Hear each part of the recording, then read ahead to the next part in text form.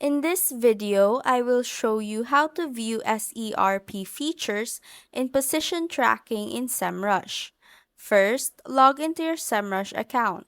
Go to the left side of your screen, pop out the menu list, and hover over SEO dashboard, which is at the top of the list.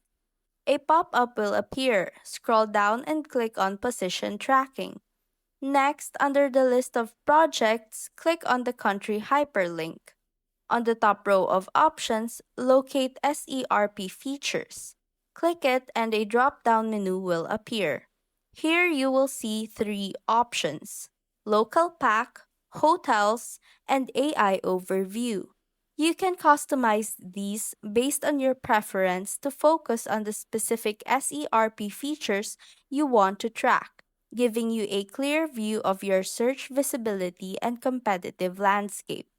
And that's how to view and customize SERP features in position tracking in Semrush.